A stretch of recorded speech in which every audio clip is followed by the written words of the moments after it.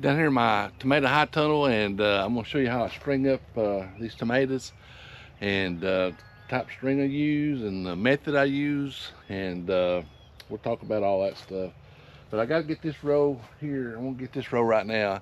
And usually, well, we could do several rows today if I had some help. It's easier with two people. Of course, Allison's got a lawn care business and she's out mowing today, so I got to get this one done. The others don't look as bad. This one's getting a little unruly, so I'm going to get it before it gets bad. I'm going to show you how to do it. So this is the string I use.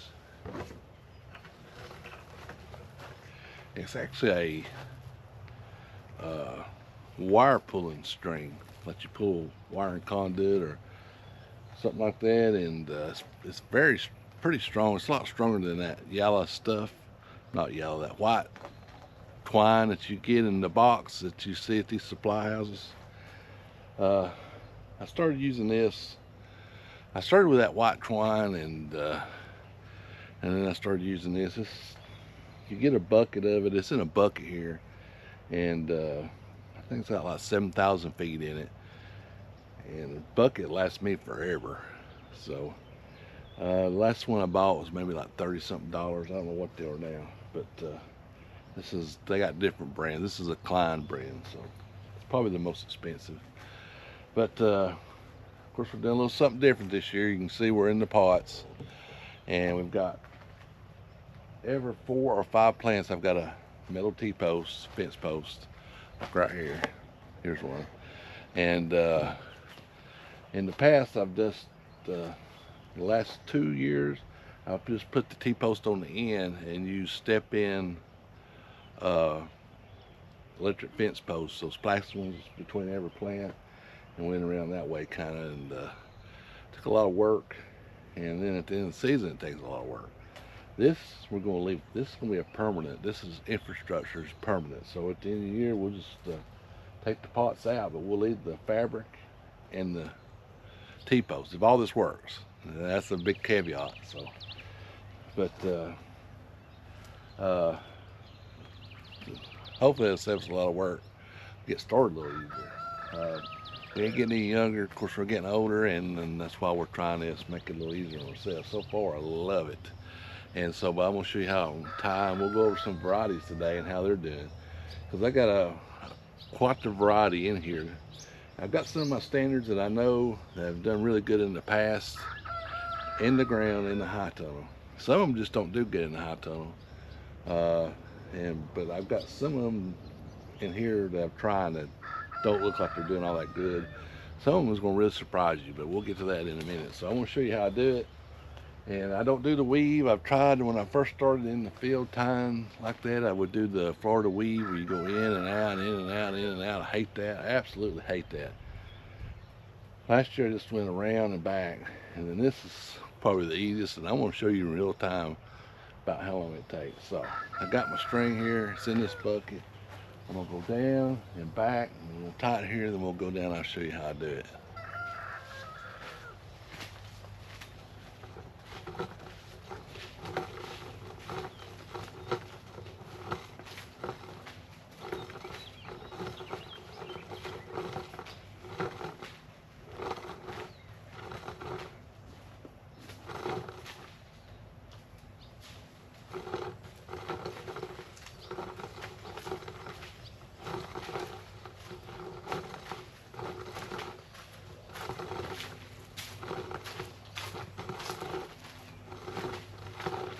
All right, now I'm back. Went down and back.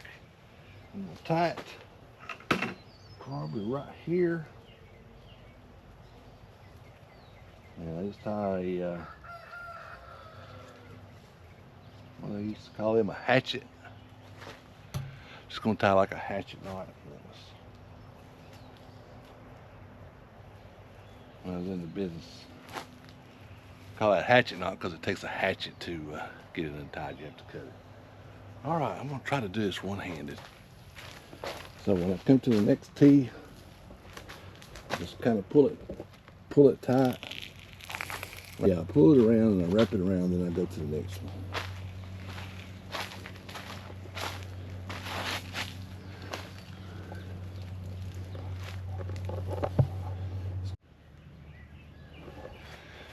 All right, this is extremely hard to do with one hand, but you can see I don't weave, I just go beside it. I go from this one post to this one. Then when I come back to the other side, you'll have something on the side of it. So I'm gonna set this up and I'm gonna have to use a tripod. So let me get this tripod set up. I'll get down there and back and I'll show you when I come up here to the end. So I got that. I mean, it just takes minutes to do this. You can kind of see right here what I'm talking about. See, I've got 2 strings on both sides of that, and it kind of helps bring them up.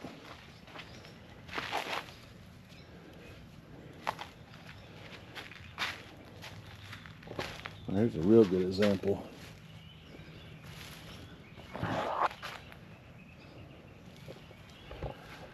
So this string is stronger than that other, and gotta watch out for them hanging baskets.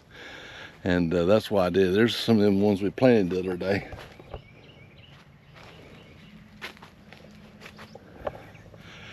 They look really good.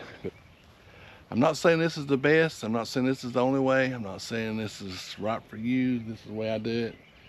And I think it's gonna work really good. It worked good last year when I did it in between, but that's a lot of work, and we're trying to cut back or get more efficient. So if you do the weave, go at it. If you put one in every other one, you just keep on doing what you're doing. I'm just showing you what I do. And I think it's gonna work really well. So when she comes back, I know I need to do 1 more row for sure. Well, 2 more rows. That row's all right for that now. So I need to do 2 more rows for now, and then we'll come back and get that old stuff on you and do the other one. They're probably those red deuces I don't think get as tall as quick as these. I thought these were marglows, but they might not be. I don't know. We'll look here in a second and see. All right. If you have any questions or you don't think it's gonna work, you can leave a comment down below. I like this system, and I'm thinking about using it in my field. I can't decide if I want to stake them or not. They're not. I still got a day or 2 before I decide that. They're not that big. These are. You've seen that video. Matter of fact, I got those paste tomatoes. I got tomatoes on them now. Since that last video, what was that, last week? So let's look at some varieties real quick, and I'll see how long this video is getting. I'm actually going to fertilize today, and I haven't watered yet, so that's why I like to do this before I water it, because the water gets on your floor, and I don't have my waterproof shoes on. So here's a big surprise of a variety that does really well, or is doing well. And actually, for the last 2 years in the high tunnel, they've done really well. I would have bet money they would not do anything, but that's Cherokee Purple. And that's an old heirloom, probably from the 1800s. And people around here absolutely go crazy for these things. And I like them, but they're not my favorite. But we sell a lot of them, and my mom and dad loves them, so they get a lot of them. So here they are. You can see how good they're doing. Matter of fact, I might even put another string on these. I got big old tomatoes down there.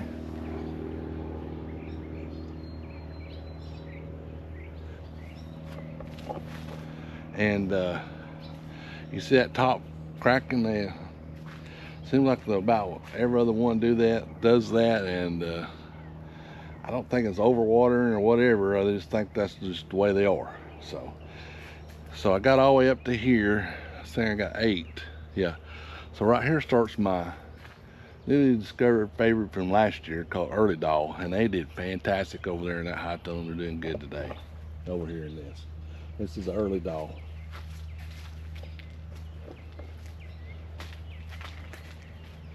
See, they got some good tomatoes on them. Look at that.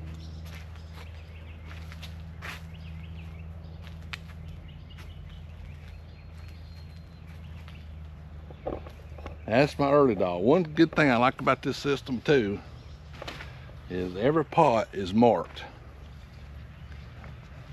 So let's see. So I know that's an Early Doll. I mean, look at this one. Tomatoes everywhere. Beautiful. I think this is the last early doll. Now, here's one that's not doing good here. I got this because I like the way these tomatoes look. It's got that little crinkly thing, but they don't seem to be thriving in this environment. Just say I'm getting a variety. It's the Rosa Sicilian.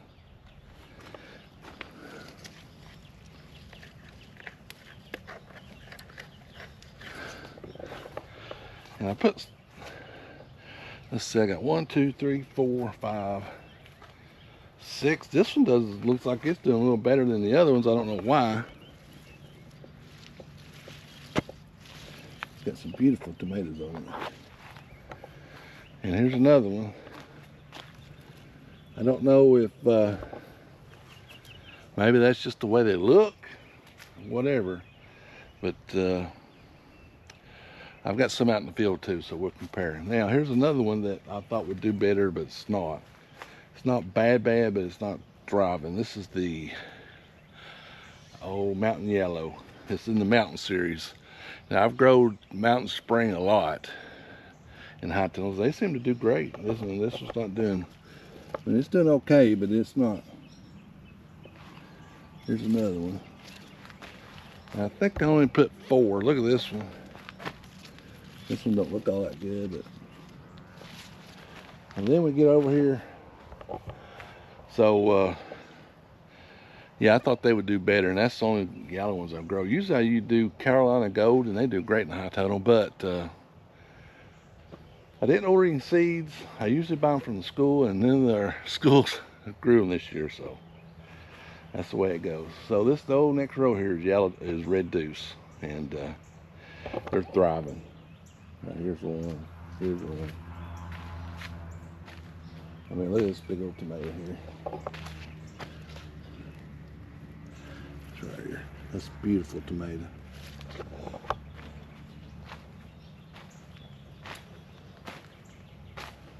Beautiful. So they're doing really good in here. They did really good over last year. Last year was the first year I grew them. My main, in the past, my main hybrid has been a variety called Camaro, and I really like those. They're a lot bushier, and you don't have to trim them or nothing, or trim the bottom leaves off. I don't know what this one is. Is this a Red Deuce too? Yeah, this is my best one here. I don't know why it's doing so much better than the other ones, but anyway. All right, I think the next row is Marglobe. Let's see here. No, this is a wind-up. This is a new variety I'm trying up to here. They seem to be doing pretty good.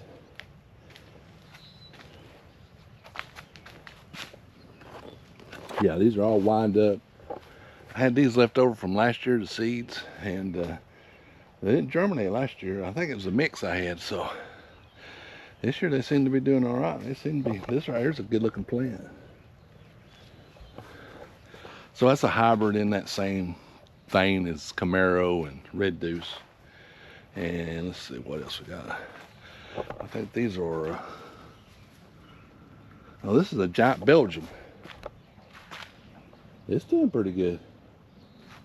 Here's another one. That's a beautiful tomato.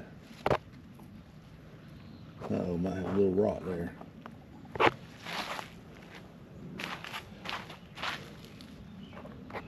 That's all right. Yeah, we had that real cold snap, and then it got hot and then cold again. And sometimes it's hard to tell if you get a calcium problem or a weather problem, because they're both the same. So, all right, let's see. This has got to be a Marglobe here. Let's see. Nope, Millennium. This is a Millennium, and these come from Baker Creek. Trying them. They're doing good. This is what this one is. Big Beak Plus. Now they're doing pretty good in here. Big Beak Plus. And this is a different variety. Big Beak Plus.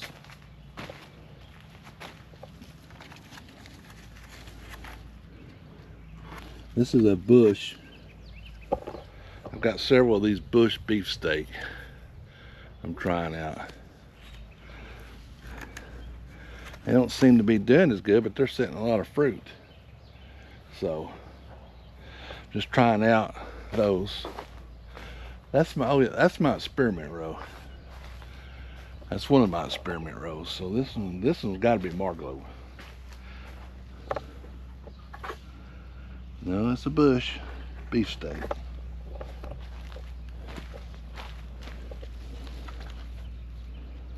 Bush.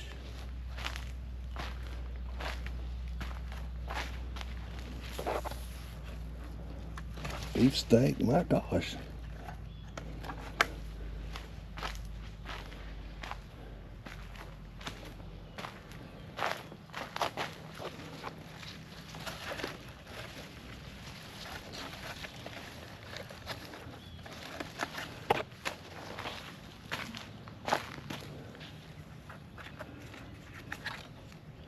All right.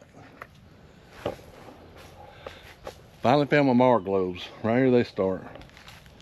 And they do really good. Look at these. This is that row I just tied up. Look, got some nice little tomatoes down in there. So, I've got Marglobe Improved and Marglobe Supreme. I think the other row's got to be Supreme. And, they do really well in the high tunnel. I've always had good luck with them. They considered an heirloom also, but they've got some heat set properties, so that's why I like to grow those. And I probably should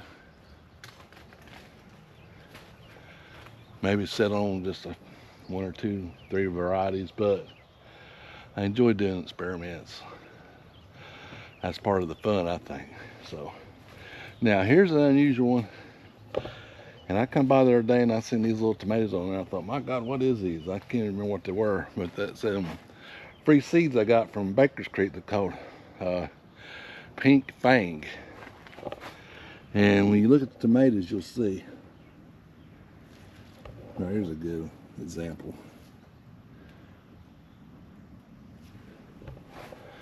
They look like little fangs, so. And this has got to be a Marglobe, I would think.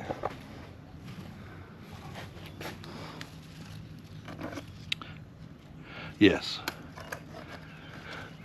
So, this is a Marglobe Supreme. The rest of this row, and I'm going to tie these up. Do you see how good they're doing? That tomato looks good. This is doing really well. I mean, that's one of my staples. That and probably the Red Deuce is going to be one of my staples. All right, here we go with the last row. These are Better Boys Plus. And I grew these in the high tunnel last year, and that was actually my favorite tomato. But I know what these are, Better Boy Plus.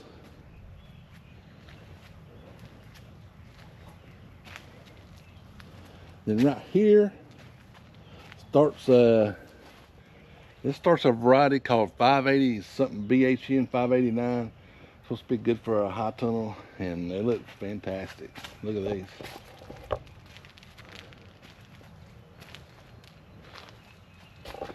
Now this is my latest planting that we're looking at right now. This one and this Marglobe Supreme.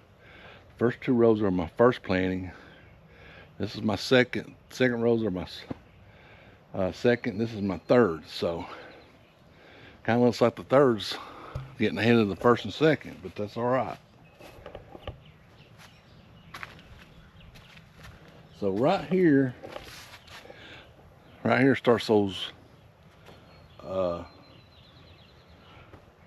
plum tomatoes, those Roma type. And these are called Mariana, and I want to show you how good they're doing in here. They're doing great. And they're supposed to be for my climate and everything, but look at these tomatoes. Plum tomatoes. Gosh, here's one. Look how big this thing is.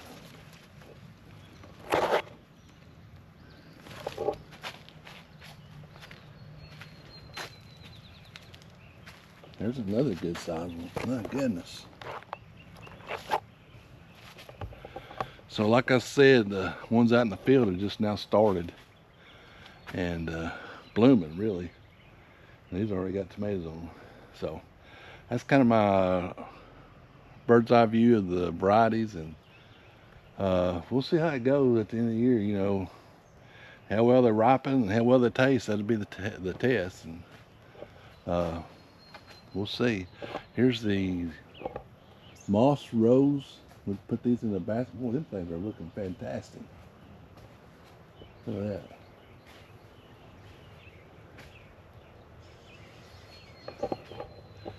And that's something we planted. That's a beautiful flower. Look at this thing right here.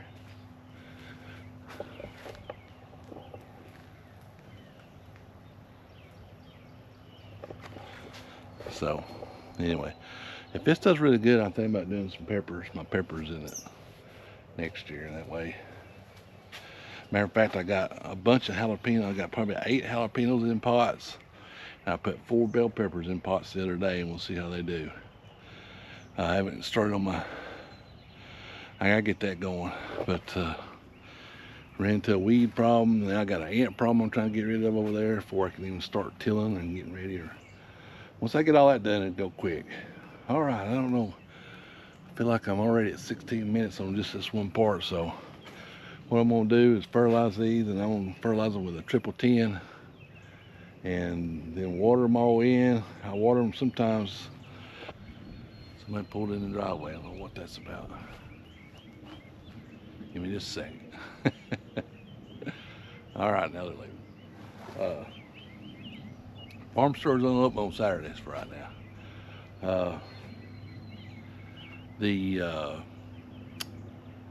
Forgot what I was even talking about. Anyway. Oh, I was going to fertilize, so I'm going to fertilize with 10-10, and this will be the last 10-10. I really need to go to like maybe a 6-12-12 or 6 something, you know. I'm going to try to get that. I haven't got it, so I'm not using it, so I'm probably going to get it this week sometime. So next week I'll have it. I'll fertilize them, then I water them in, and depends on the sun is how much I water. Like today, it's overcast. It's kind of sticky, but it's not hot, and it's like 78 in here. So I'll just water once today. Now I'll come back and check them. I check them 2 or 3 times a day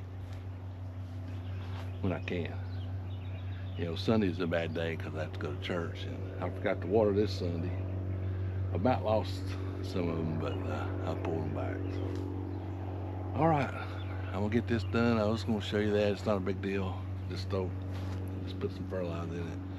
I'll get that done, get them watered, and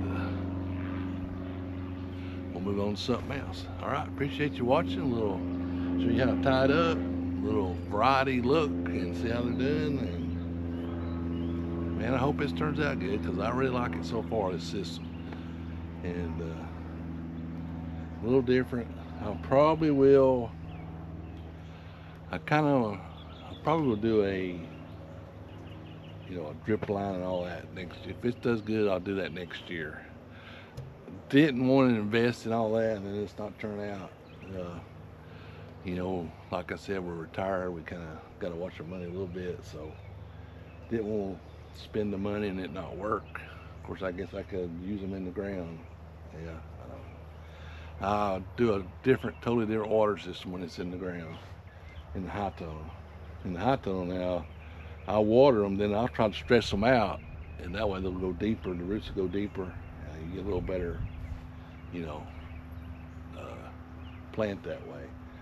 This way, you do it here. I'm trying to, you know, soil learning thing.